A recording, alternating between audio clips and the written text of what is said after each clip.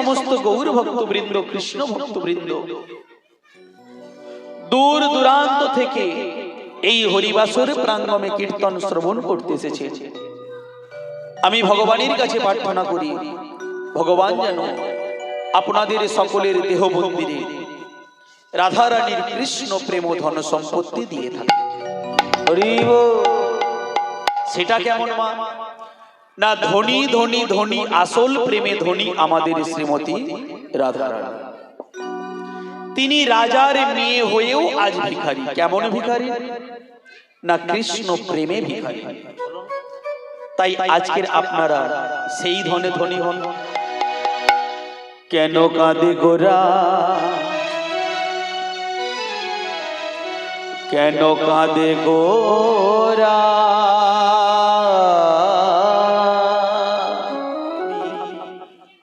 পদরা কি করলাম যে কেন কাঁদে গোরা। তাহলে এই গৌরহরি আমাদের কি না? এই গৌরহরি আমাদের সকলার জন্য ভগবান। কি মা, তাই তো? তবে এই যে গৌরহরি, এই গৌরহরিকে আমরা ভগবান জ্ঞানে মানব কেন? এর তো একটা কারণ আছে নাকি? এই পৃথিবীতে অনেক ব্যক্তি আছে, অনেক মানুষ আছে, সকলকেই কি ভগবান বলে মানা যায়? সকলকেই মানা যায় যদি সকলে ভগবানের মতন কাজ করে।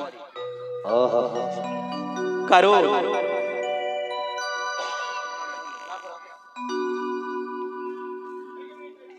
এই সমাজে স্বামী বিবেকানন্দ একটা জায়গায় একটা কথা বলে গেছে যে জীবে প্রেম করে যেই জন, সেই জন সেবিছে ঈশ্বর। মানে তুমি মানুষ হয়ে মানুষকে ভালোবাসো, মানুষের মধ্যে পেয়ে যাবে তুমি তোমার প্রাণের ভগবান। হরি বল, হরি বল, হরি বল।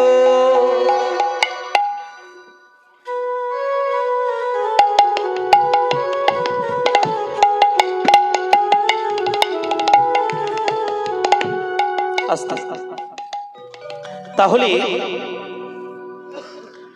আমাদের সর্বপ্রথম জানতে হবে কে এই গৌরহরি। না, আমাদের কীর্তনটা অন্যান্য কীর্তনিয়াদের থেকে একটু ভিন্ন। সেই প্রাচীন কাল থেকে একাল পর্যন্ত আমার গৌরাঙ্গ মহাপ্রভু যে অরিজিনাল ইতিহাস, যে অরিজিনাল প্রেক্ষাপট, সেটা কিন্তু আজকের আমি আপনাদের সম্মুখে কিঞ্চিত মাত্র তুলে ধরব। সর্বপ্রথম আমি বলবো, আপনারা সবাই জানেন এবং আমরা সকলে মেনে চলি, আমার গৌরহরি হলো অবতার। আবার কেহ বলেন তিনি অবতরী, আবার অনেকে বলে আমার গৌরহরি কৃষ্ণ। কি মা, এতদিন কাল তো আপনারা এটাই জেনে এসেছেন যে সত্যের নারায়ণ, ত্রেতা রাম, দাপরে কৃষ্ণ, আর কলিতে গৌরহরি। হরি ও মানে সত্য যুগে যে নারায়ণ ছিল সেই রাম হয়েছে ত্রেতা যুগে, সেই আবার দাপর যুগে কৃষ্ণ হয়েছে, আবার সেই আবার আমাদের এই কলি যুগে গৌর হয়েছে। এটাই তো জানেন। কিন্তু আজকের আমি আপনাদের এই স্টেজে দাঁড়িয়ে আমি সর্বপ্রথমেই বলবো, আমার গৌরহরি কোনদিন, কোন কালে, কোন সময়ে কৃষ্ণ ছিল না। তাহলে আপনাদের সকলার মনের মধ্যে একটা প্রশ্ন যে বাবা, আজকের তুমি হরিবাসরে দাঁড়িয়ে এটা কি বলছো যে গৌরহরি আমাদের কৃষ্ণ ছিল না? তাহলে সে কে ছিল? প্রশ্ন তো সকলার মনে, কারণ এত বড় কথাটা তুমি কি করে বলতে পারবে? প্রশ্ন হচ্ছে না বাবা? তার উত্তরে আমি এটাই বলবো, আমার গৌরহরি ছিল একজন সাধারণ রক্তে মাংসে গড়া আপনাদের মতো মানুষ। তিনি ছিলেন একটা পরম বিপ্লবী, যার মতো বিপ্লবী আমাদের এই সমাজে আর একটাও জন্মায়নি। এবার আপনারা বলবেন যে বাবা, আমরা তো এতদিন জেনেই এসেছি যে গৌরহরি কৃষ্ণ, তাহলে এবার আপনাদের সামনে একটা তথ্য তুলে ধরি। কৃষ্ণ কেমন আর গৌর কেমন, এটা আগে জানতে হবে। কৃষ্ণ সে হলো অন্তর্যামী, কি বাবা, তাই তো? কৃষ্ণ অন্তর্যামী। অন্তর্যামী মানে কি? সে অন্তরের কথা আগে থেকে জানতে পারে এবং ভবিষ্যতে কি হবে, কোথায় কি ঘটবে, কৃষ্ণ সব জানে, তাকে বলে অন্তর্যামী। আর কি না, আর কৃষ্ণ মরা মানুষকে বাঁচাতে পারে না। তার প্রমাণ আপনারা কালিয়া দমন লীলা শুনেছেন তো? কালিয়া দমন লীলাতে ওই কালীয় দহের বিষ জল পান করেছিল কারা? রাখালগণ, ধেনুবৎসগণ পান করে সবাই মারা গিয়েছিল, কিন্তু কৃষ্ণ এসে সকলকে বাঁচিয়ে দিয়েছিল। তাহলে এটা থেকে বোঝা যায় যে কৃষ্ণ মরা মানুষকে বাঁচাতে পারে এবং কৃষ্ণ ভগবান, তাই সে অন্তর্যামী। এবার বলুন, তাহলে আমার গৌরহরি যদি কৃষ্ণ হয়, তাহলে আমার গৌরহরিও তো অন্তর্যামী হওয়ার দরকার। একটু আস্তে হওয়ার দরকার না? সত্যের নারায়ণ সে অন্তর্যামী ছিল, ত্রেতায় রাম হয়েছে সেও অন্তর্যামী ছিল, দাপরে কৃষ্ণ হয়েছে সেও অন্তর্যামী ছিল। তাহলে সেই কৃষ্ণ যদি আমাদের এই কলিকালে গৌর হয়, তাহলে সেও নিশ্চয়ই অন্তর্যামী হওয়ার দরকার আছে। এবার বলুন, যেদিন শচী মায়ের ঘর ছেড়ে তার বড় পুত্র বিশ্বরূপ চলে গিয়েছিল, তখন আমার নিমাইয়ের বয়স কত ছিল? মাত্র 5 বছর। এইবার আমার নিমাই যখন বড় হলো, যখন 16 বছরে পা দিল, শচী মা নিমাইকে ডেকে বলছে, বাবা, বাবা মা, তোর কাছে আমার একটা আর্জি রয়েছে, একটা কথা রয়েছে, বলো মা। তুমি তো আমার গর্ভধারিণী মা, তোমার কথা কি আমি ফেলতে পারি? বলো তোমার মনের মধ্যে কি কথা। বাবা, তুই কি পারিস না তোর দাদাকে এ সংসারে ফিরিয়ে আনতে? নিমাই সেদিন কি বলেছিল মাকে? নিমাই কি বলেছিল? মা, আমার দাদা কয়েক বছর হলো কোথায় চলে গেছে, তাকে আমি কোথায় খুঁজবো? কি বাবা, এটা বলেছিল না? এটাই বলেছিল তো। কিন্তু আমার নিমাই যদি অন্তর্যামী হতো, তার কি এটা বলা শোভা পেয়েছে, উচিত হয়েছে? তার তো বলার দরকার ছিল যে মা, তুমি চিন্তা করো না, আমি জানি দাদা কোথায় আছে, আমি যাব আর দাদাকে নিয়ে চলে আসবো। এটা তো বলা প্রয়োজন ছিল। কিন্তু নিমাই কি বলেছিল? মা, আমার দাদা কয়েক বছর হলো কোথায় চলে গেছে, তাকে আমি কোথায় খুঁজবো? শচী মা ছলো ছলো নয়নে বলছে, বাবা, আমি জানি যে তোর দাদা কোথায় গেছে, এটা কেউ জানে না, কিন্তু তুই তো আমার গর্ভের সন্তান, ঠিক তেমনি তোর দাদাও আমার গর্ভের সন্তান। তা বাবা, তুই কি একটিবার চেষ্টা করে দেখতে পারিস না? একটিবার অন্তত খোঁজ লাগিয়ে দেখ, যদি তুই তোর দাদাকে এই সংসারে ফিরিয়ে আনতে পারিস। বাবা, সেদিন নিমাই মায়ের চরণ দুটো জড়িয়ে ধরে বলেছিল, মাগো মা, তোমার কথা রাখার জন্য আমি অবশ্যই যাব। তার আগে তোমাকে একটা কথা বলে যাই মা। এই ঘটনাটা যখনকার, তখন কিন্তু আমার নিমাই বিয়ে করেছিল বল্লভাচার্যের কন্যা, কাকে? লক্ষ্মী প্রিয়াকে। সেই মাত্র সবে 2 বছর বিয়ে হয়েছে, লক্ষ্মী প্রিয়ার 14 বছর বয়স। নিমাই সচিমাকে বলছে, মাগো, আমি দাদাকে খোঁজ করার জন্য আমি তোমার সংসার ছেড়ে চলে গেলাম।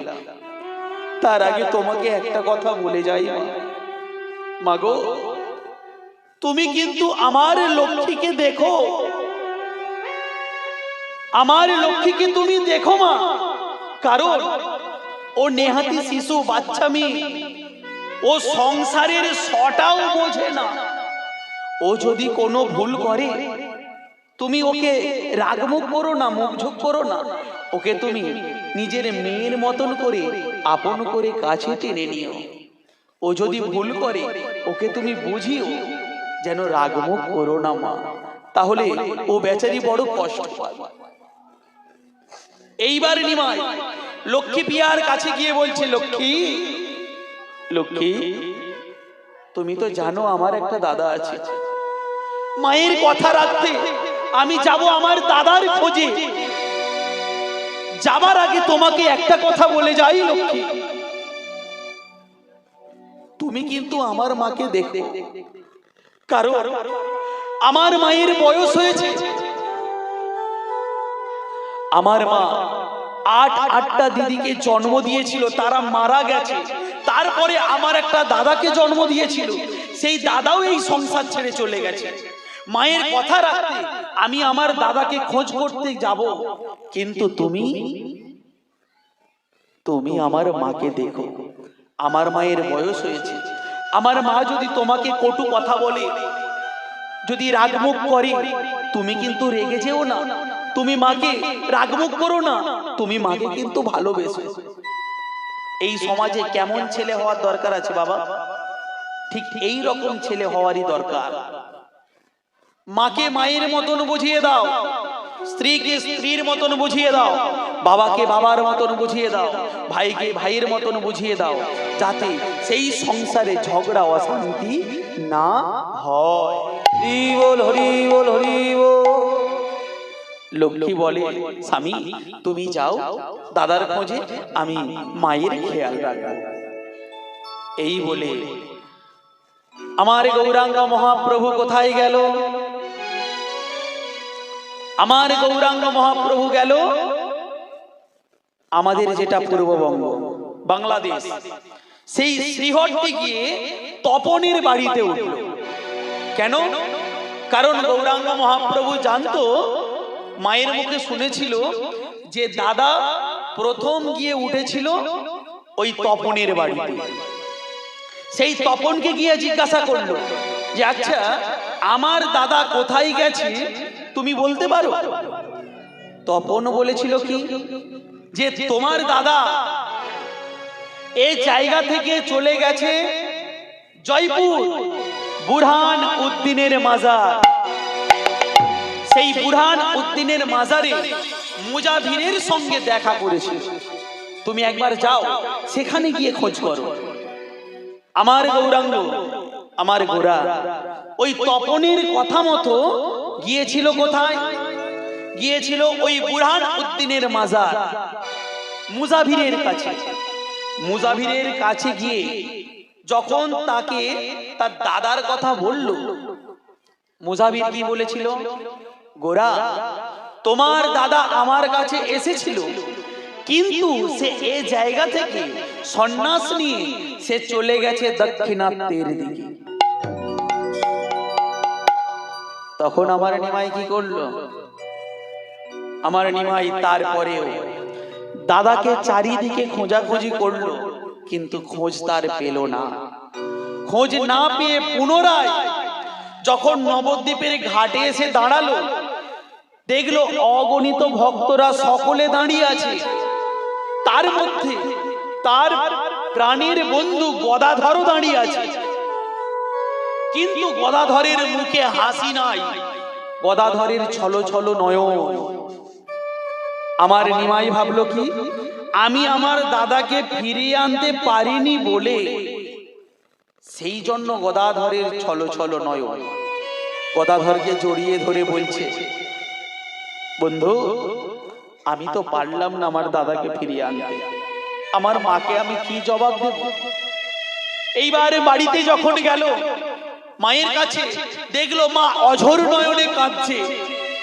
আমার নিমাই তখন মাকে জড়িয়ে ধরে বলছে, মা গো, মা আমি পারলাম না, মা আমি পারলাম না, আমি আমার দাদাকে তোমার কাছে ফিরিয়ে আনতে পারলাম না, এর জন্য তুমি আর দুঃখ করো না মা, এর জন্য তুমি আর কেঁদো না। মা গো, তোমাকে দেখছি কিন্তু লক্ষ্মী কোথায়? আমি যে লক্ষ্মীকে তোমার কাছে রেখে গেলাম। মা আরো হাউ হাউ করে কাঁদছে। আমার গৌরহরি চলে গেল বাড়ির ভিতরে, গিয়ে দেখলো বাড়ির ভিতরে কেহ নাই, কেহই বাড়ির ভিতরে নাই। আমার গৌরহরি ছলো ছলো নয়নে বলছে, মা গো, ও মা, লক্ষ্মী কোথায়?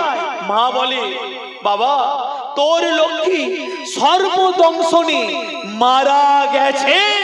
হরি বল, হরি বল। মা গো,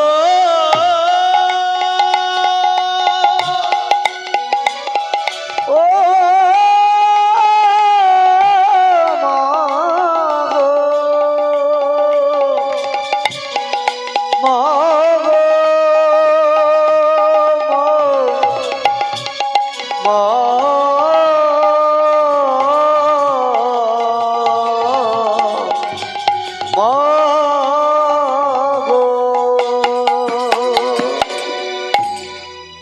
মাগো, আমার লক্ষ্মী আমাকে ছেড়ে চলে গেছে।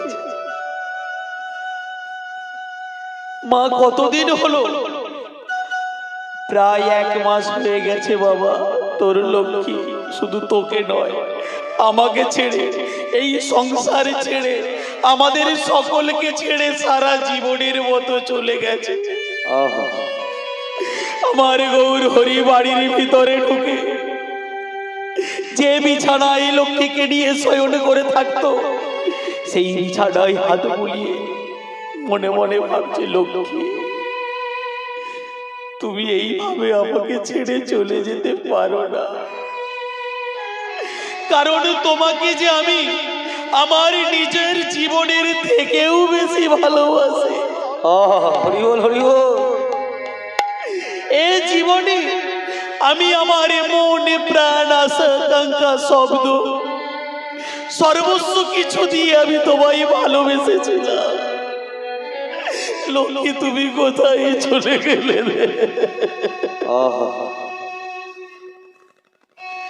হে ভক্তমণ্ডল, আমার গৌরহরি যদি কৃষ্ণ হবে, সে কেন এত কাঁদবে? সে যদি অন্তর্যামী হবে, সে তো আগেই জানতে পারত যে লক্ষ্মী মারা গেছে। সে যদি কৃষ্ণ হতো, সে তো এসে লক্ষ্মী প্রিয়াকে বাঁচিয়ে দিতে পারত, কারণ কৃষ্ণ তো মরা মানুষকে বাঁচাতে পারে। এটা থেকে প্রমাণ হয়ে যায় আমার গৌরহরি কোনোদিন, কোনো কালে, কোনো সময়ে কৃষ্ণ ছিল না। তাহলে সে কে ছিল? সে ছিল একজন সাধারণ রক্তে মাংসে গড়া মানুষ। এবার বলবেন, তাহলে বাবা গৌরহরি যদি কৃষ্ণ ছিল না, ভগবান ছিল না, তাহলে তাকে আমরা কৃষ্ণ বা ভগবান জ্ঞানে পূজা করি কেন? আপনারা আমার মহাপ্রভুকে শুধুমাত্র যদি ভগবান ভাবেন, আমি বলবো না বাবা, আমার কাছে ওটা ভুল কথা। কেন জানেন? কারণ আমি গৌরহরিকে শুধু ভগবান নয়, ভগবানের থেকেও যদি বেশি কিছু থাকে, তিনি আমাদের জন্য তাই। কারণ এই গৌরহরি ছোটবেলা থেকে নাস্তিক ছিল, নাস্তিক মানে যারা অন্ধবিশ্বাস বিশ্বাস করে না, যারা অন্ধবিশ্বাস করে না, সেই গৌরহরি ছিল। তাই আমার গৌরহরি মায়ের চেতনা ফেরানোর জন্য ছোটবেলায় কি করেছিল, বাড়ির একটু দূরে একটা নর্দমার পাশে কিছু অশৌচ পাত্র পতিত করে তার উপরে উঠে আমার নিমাই বসে আছে। সচিমা নিমাইকে গিয়ে বলছে, ওরে বাবা, তুই না ব্রাহ্মণের ছেলে, তুই না পণ্ডিতের ছেলে, তুই ওইভাবে নর্দমায় বসে আছিস, উঠে আয় বাবা, উঠে আয়, পাড়ার লোকে দেখলে বলবে কি, তোর বাবাকে তো দোষ দেবে, উঠে আয় বাবা, উঠে আয়। নিমাই বলছে, মাগো, এই জায়গায় যে বসে আছি এর জন্য আমার কি হয়েছে? ওরে বাবা, তুই যে অশুচি হয়েছিস, তুই যে অপবিত্র হয়েছিস, তুই পাপ করেছিস, আয় বাবা, তোকে আমি গঙ্গায় স্নান করিয়ে নিয়ে আসি। মা, গঙ্গায় স্নান করলে কি হবে? গঙ্গায় স্নান করলে তোর পাপ সব ধুয়ে যাবে। আচ্ছা মা, গঙ্গায় স্নান করলে পাপ ধুয়ে যায়? বলে হ্যাঁ। তাহলে মা তুমি বলো তো, তাহলে গঙ্গায় স্নান করলে যদি পাপ ধুয়ে যায়, তাহলে ওই গঙ্গার জল ওটা পবিত্র জল না ওটা পাপ ধোয়া জল? কোনোদিনও বিচার করেছেন? গঙ্গার জল কি পবিত্র বলেন তো? তাহলে ওই জল যদি পবিত্র হবে, তাহলে যে জলে পাপ ধোয়া হয় সেই জল কি করে পবিত্র হয়? এই যে গঙ্গাসাগর মেলা চলে গেল, এত ডুব দিল, সে জল আর জল রইল না, একদম গুলে পাক হয়ে গেল। আবার কিছু কিছু মা আছে, ও বাবা, বড় বড় গ্যালেন কিনে বলে না একটু জল নিয়ে বাড়িতে যাই, একটু ছড়া দেব, সব উদ্ধার হবে। ও মা, আপনি কষ্ট করে ওই পুণ্যের জল নিয়ে এলেন নাকি পাপ ধোয়া জল গ্যালেন ভর্তি করে নিয়ে এলেন? আজকের এই রাতে আপনারা কীর্তন শ্রবণ করুন, বছরের পর বছর কীর্তন শ্রবণ করুন। প্রত্যেকের দেহ মন্দিরে যেন কঠিন ব্যাধি আসতে না পারে, সংক্রামক ব্যাধি আসতে না পারে। তাই প্রত্যেকটা ভক্তের জন্য ওই ভগবানের কাছে মঙ্গল কামনা করে, মঙ্গল প্রার্থনা করে শুরু করলাম আমার লীলা কীর্তন। কেন কাঁদে গোরা,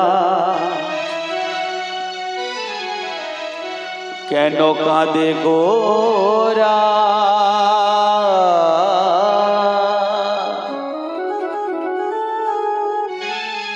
কেন কাঁদে গোরা,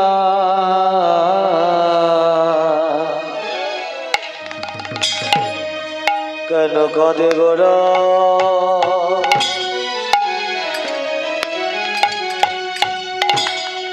কেন কাঁদে গোরা,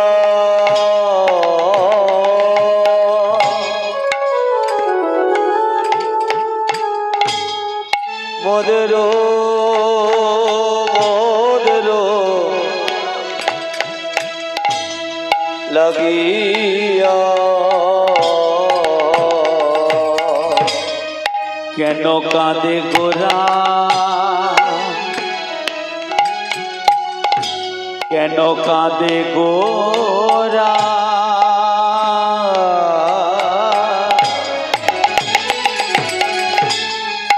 মোদের ও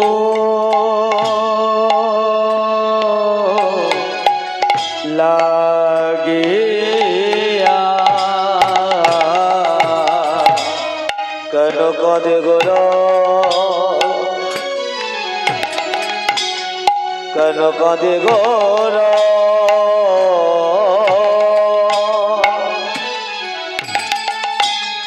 মোদের মোদের লাগিয়া, কেন কাঁদে রে,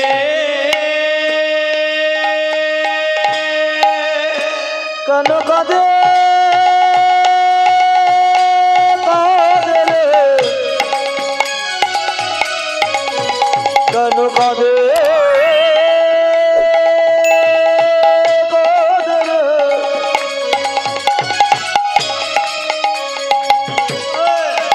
কেন কাঁদে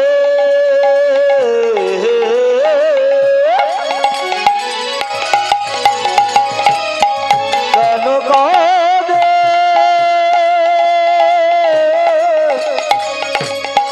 কেন কাঁদে কেন কাঁদে কেন কাঁদে কেন কাঁদে রে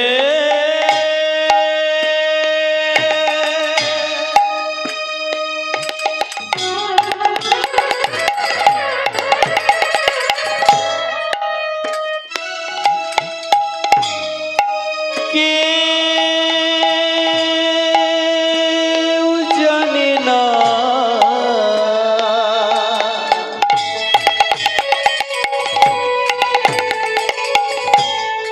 গোরাই আমারে কেন কাঁদে রে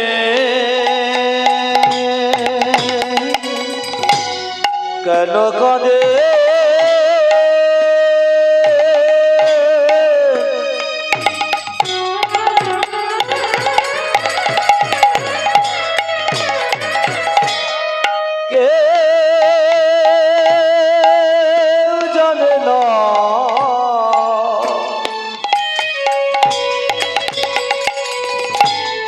কেন কাঁদে কে তাই কেউ পেল না রে কেউ পেলে পেল না রে কেউ পেল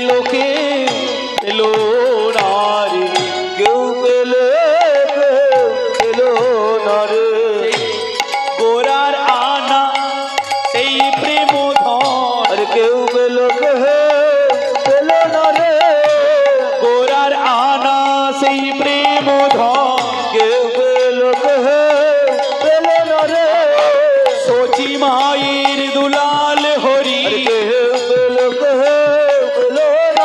রে জগন্নাথ দুলাল হরি কেউ পেল না রে মানব জনমে আর হবে না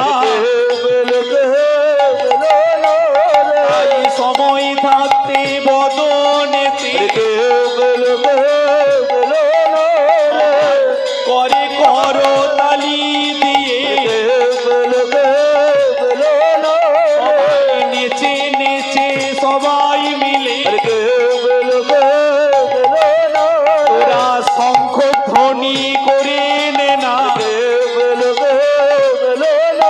আজ উলুধ্বনি সবাই করে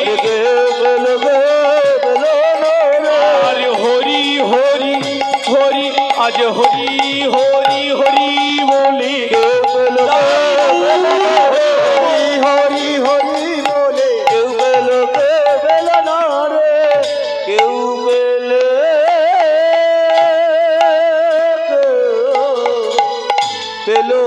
না রে জয় রাধা।